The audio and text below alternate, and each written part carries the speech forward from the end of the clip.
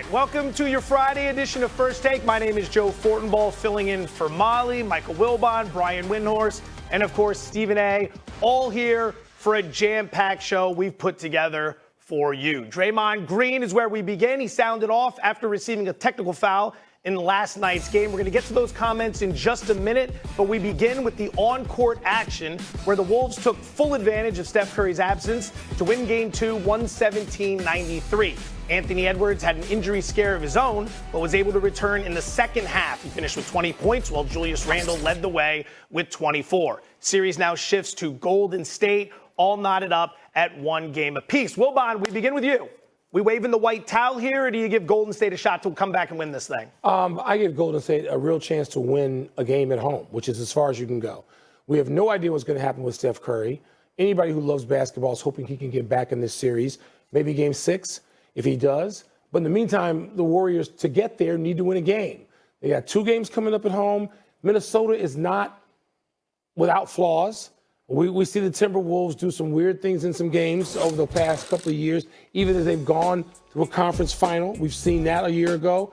But I think at home, the Warriors will figure out how, and that may include a Jimmy Butler 40-plus game.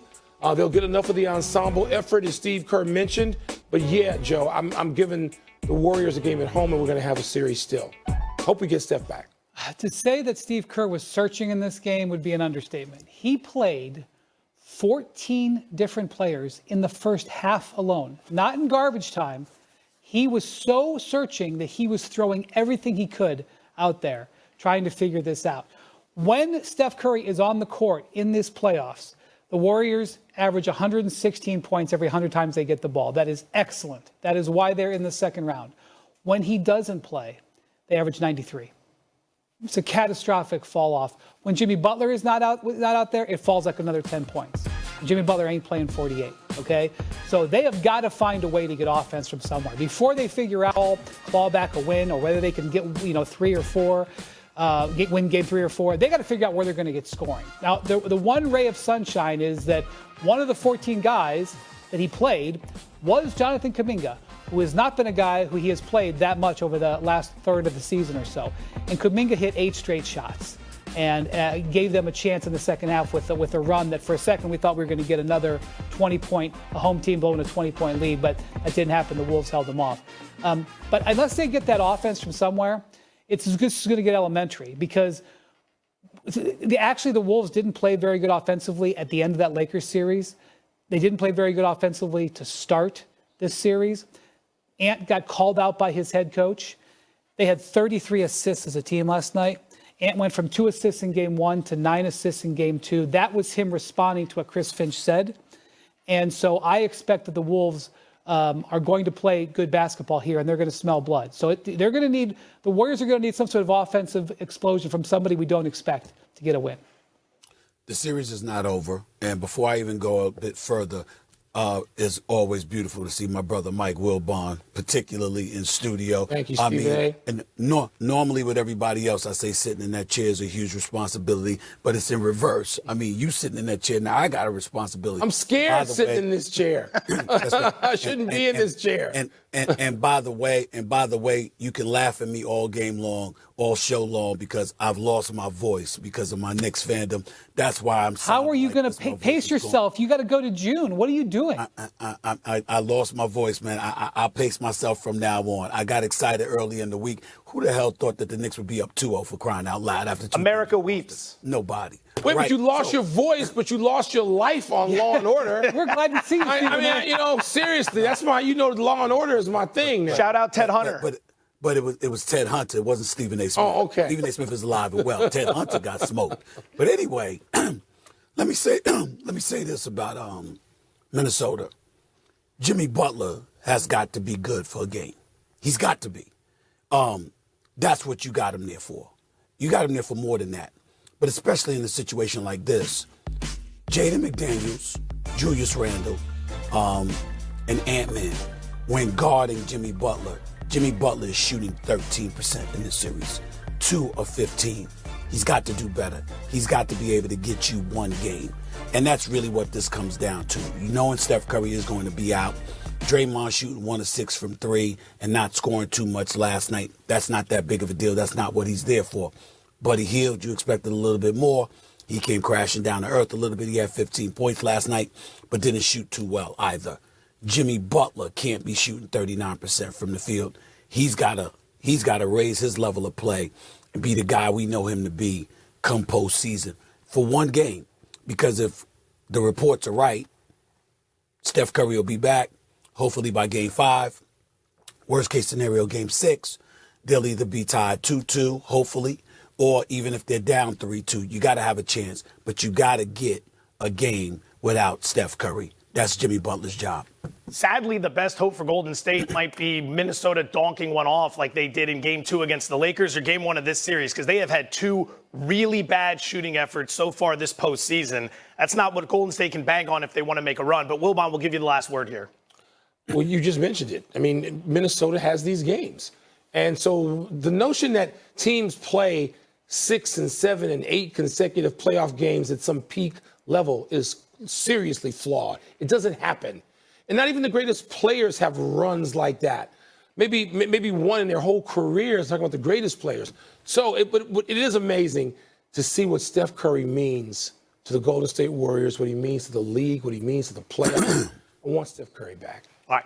Perhaps the bigger story from last night's game was the fact that Draymond Green, in the loss, received a technical foul after being fouled by Naz Reid in the second quarter.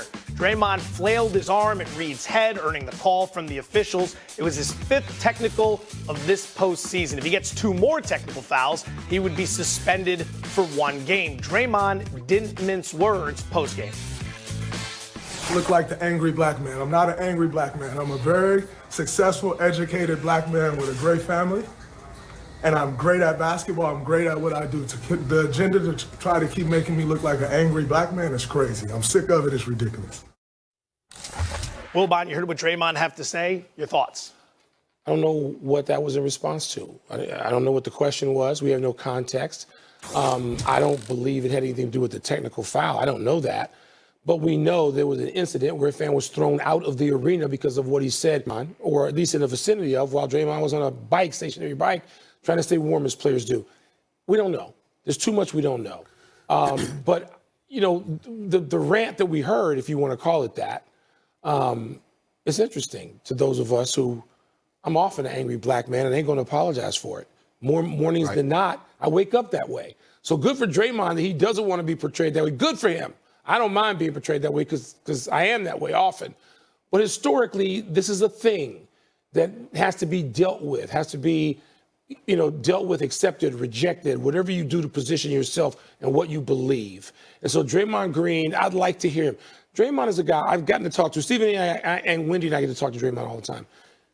Draymond, when you sit and talk with him, he's not the same guy who's on the basketball court. He is completely in control of the language and his feelings and what it is he's expressing. And I've talked to Draymond for long stretches of time, including last week. So I'd like to find out what happened on that bike that caused that reaction.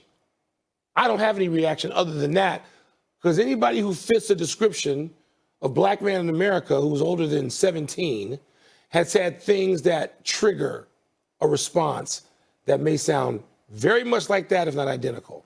I get it, and I'd like to find out what triggered it. I don't have the context or understanding of the words, so I'm going to focus on the actions. Focus on the actions. The Minnesota Timberwolves exploited the injury absence of Stephen Curry to defeat the Golden State Warriors 117-93 and level their NBA Western Conference semifinal series on Thursday. A fired-up Timberwolves lineup, who had been stunned by the Warriors in Game 1 on Tuesday, were always in control as they powered to a wire-to-wire victory in Minneapolis that squares the series at 1-1.